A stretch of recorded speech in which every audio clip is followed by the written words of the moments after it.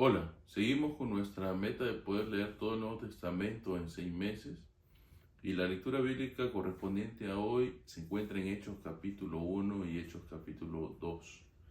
Eh, Tengo una deuda pendiente con los que están siguiendo este devocional en relación al Evangelio de Juan, que espero poder pagarla pronto, ¿sí? Pero en Hechos capítulo 1, en el versículo 6, dice lo siguiente.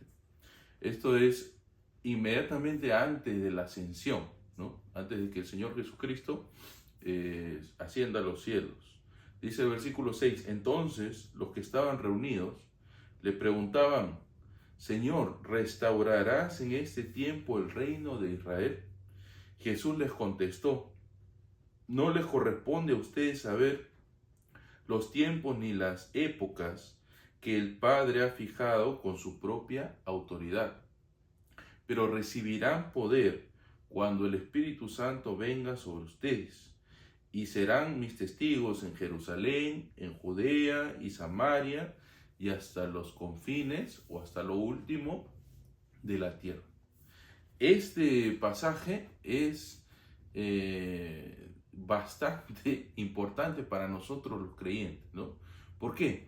Porque se nos promete algo aquí, se nos promete no solamente a los discípulos, sino a todos aquellos que luego vamos a venir a ser discípulos de Cristo, que nosotros vamos a recibir algo de parte de Cristo mismo, algo de parte del Padre, ¿no? Algo de parte de la divinidad, que es el poder del Espíritu Santo. Y este poder tiene una relación muy estrecha, ¿no? Una relación causa-consecuencia, ¿no? Una relación eh, práctica y directa con relación al testimonio que vamos a dar nosotros de Cristo. La razón por la cual recibimos el Espíritu Santo, la razón por la cual el Padre envía el Espíritu Santo, la razón por la cual Cristo nos promete el Espíritu Santo, es porque por medio de ese Espíritu nosotros vamos a ser testigos, ¿no? Testigos en todo lugar, ¿no? Desde Jerusalén, Judea, Samaria y hasta lo último de la tierra, ¿no? Esa va a ser la causa por la cual nosotros vamos a poder testificar. Ahora, esto implica algo muy importante, ¿no?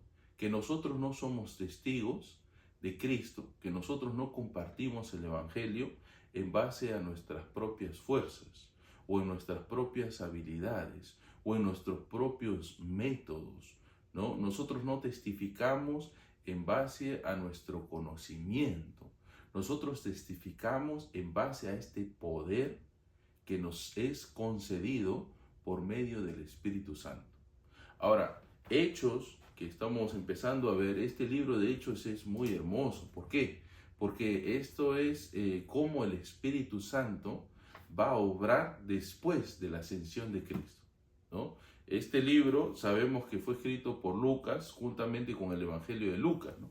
Y el Evangelio de Lucas, si bien es cierto, nos narra, ¿no?, lo que Cristo hizo cuando estuvo aquí en la tierra, su ministerio, su pasión, muerte y resurrección y ascensión, ¿no? Lo que Hechos va a empezar a narrar es la obra ya no del Hijo, sino del Espíritu Santo en la iglesia.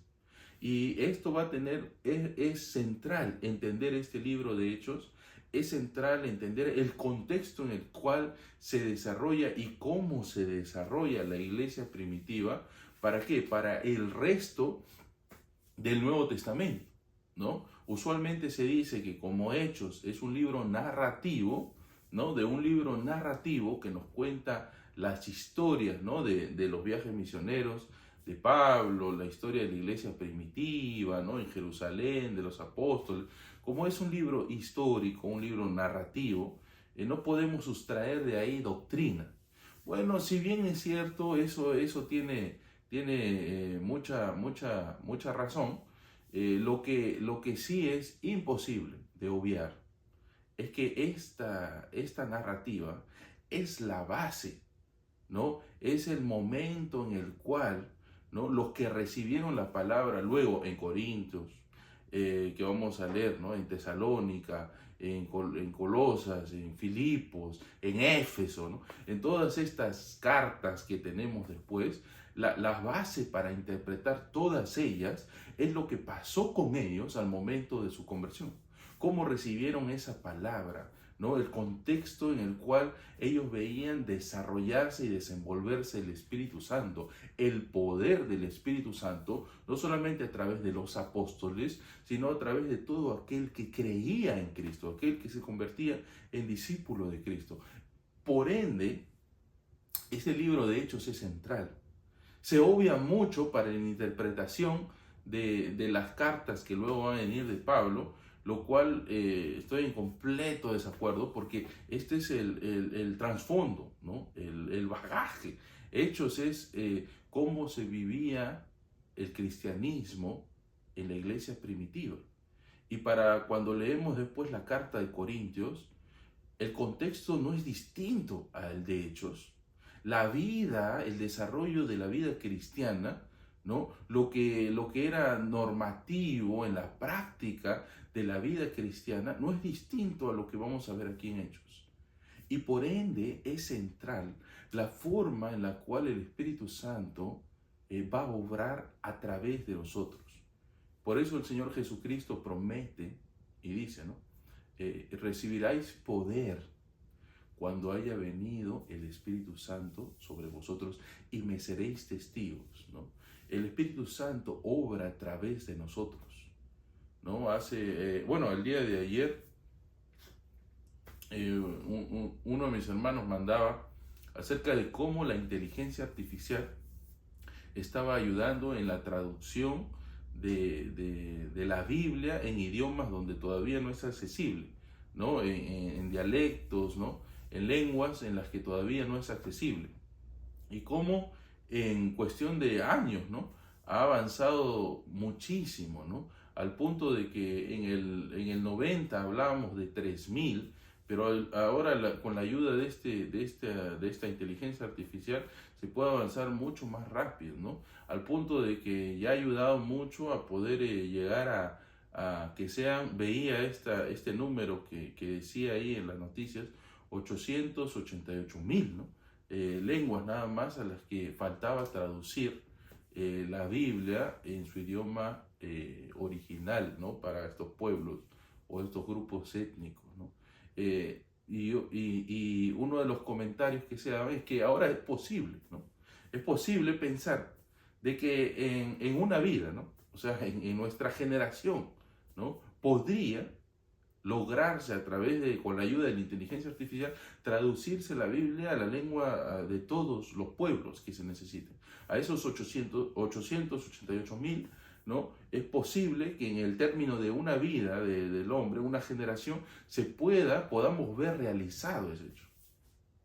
Lo cual es interesante y gracias a Dios sí se logra. Pero el problema no es solamente si está disponible la traducción. El problema es quién va a ir a predicar, quién va a ir a testificar. Ese testimonio, no es palabra muerta, la letra mata. Ese testimonio va acompañado ¿de quién? Del Espíritu Santo. El Espíritu Santo que obra a través del creyente, ¿no? Romanos diría, ¿no? ¿Y cómo oirán si nadie les predica? ¿No? ¿Cómo oirán si nadie les predica?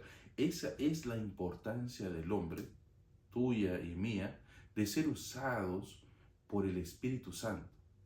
Pero eso solamente va a suceder si nosotros recibimos el poder del Espíritu Santo, ¿no? Es interesante cómo todo el mundo piensa que hoy ya tenemos todos, ¿no? Los creyentes, el poder del Espíritu Santo, y yo dudo mucho de eso, ¿no? Dudo mucho de eso, ¿por qué? Porque es imposible que un creyente que tiene el poder del Espíritu Santo no pueda testificar un día, una semana, un mes, ¿no? O meses, o años, ¿no?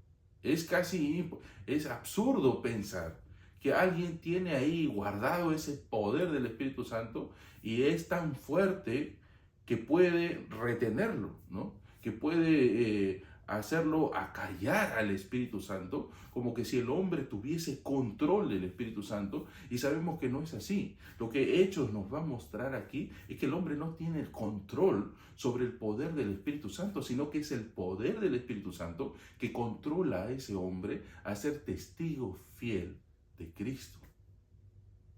Es lo cual a mí me hace cuestionar muchísimo, no el hecho de que no tengan el Espíritu Santo, pero que no hayan recibido esta porción especial que es no natural, sino sobrenatural. Esta convicción de que el Espíritu Santo manifiesta el poder del Evangelio, ¿no? Como diría Romanos, ¿no? Que el poder del Evangelio para salvación a todo aquel que cree, ¿no? Ese poder no solamente es reconocido de forma intelectual, no es simplemente que asentimos y decimos, sí, es cierto, el Espíritu Santo tiene poder, sí, es cierto, el Evangelio tiene poder, no, sino que uno está convencido de ello. Y uno se está convencido de ello no solamente a nivel cognitivo, a nivel de los argumentos que hay, ya sea teológicos o doctrinales, sino que uno está convencido mucho más allá de la razón, por medio de ese poder del Espíritu Santo que obra en uno y te convence de esa verdad, ¿no? Y diríamos pues que es un convencimiento no meramente racional, sino suprarracional, ¿no? Más allá de la razón, no menos, pero más allá de la razón, de tal manera que por medio de ese poder tú mismo estás convencido del poder de Dios para salvación. Y ese poder en realidad obra de tal manera que tú no puedes callar, sino ser testigo de él. Ahora, los discípulos todavía no lo habían recibido. Dudo mucho que los discípulos hayan sido salvos sin la intervención del Espíritu Santo en la vida de ellos. Eso para mí es bastante absurdo. Pero lo que sí creo, lo que sí estoy seguro es que cuando ese poder llega, cambia por completo todo. No solamente nuestro testimonio de Cristo, sino también cambia el discurso, puede cambiar tu vida misma personal, ¿no? Tus intereses. Obviamente un interés nuevo por testificar lo tendrás. Obviamente va a cambiar tu forma de orar, tu forma de leer las escrituras, tu forma de ver la realidad. Va a cambiar todo. ¿Por qué? Porque el Espíritu Santo está deseoso y tiene el deseo y el objetivo de poder mostrar al mundo esa verdad del Evangelio, de convencer al mundo de justicia, juicio y pecado. Es lo que anhela y desea el Espíritu Santo, y por ende tú vas a estar controlado por ello. Tú vas a desear lo mismo, tú vas a querer ser copartícipe de esa obra del Espíritu Santo, ¿no? Y te animo a que cada vez pidamos más de ese Espíritu, que cada vez podamos en verdad ser más conscientes, en verdad ver con mayor claridad, que su mismo Espíritu obre en nosotros de tal manera que estemos cada vez más convencidos, ¿no? Realmente de que en ese Evangelio, que en Cristo, que en la obra redentora hay poder, que en el Espíritu Santo hay poder, mucho más poder del que podría yo hacer o obrar en base a mis habilidades, ¿no? En base a mi experiencia, ¿no? Estamos hoy día muy atrapados en la idea de que es mucho más importante la apariencia del que testifica, ¿no? De la forma de hablar del que testifica, del método que se usa para testificar, ¿no? Estamos muy atrapados en eso y no confiamos tanto en el poder del Espíritu Santo. Y tal vez, solo tal vez, es porque no conocemos mucho de ese poder, o tal vez no conocemos nada. Que el Señor pues nos permita, ¿no? Por medio de la oración y la meditación, poder verdaderamente ser convencidos por Él mismo, no por nosotros mismos en base a nuestros argumentos racionales, sino en el obrar del Espíritu Santo en nuestra vida, en la transformación que Él pueda hacer para convencernos de tal manera que no haya ni un ápice de duda, ¿no? y poder ser testigos fieles de Cristo. Que Dios te bendiga, que tengas un buen día y con el favor de Dios nos vemos el día de mañana.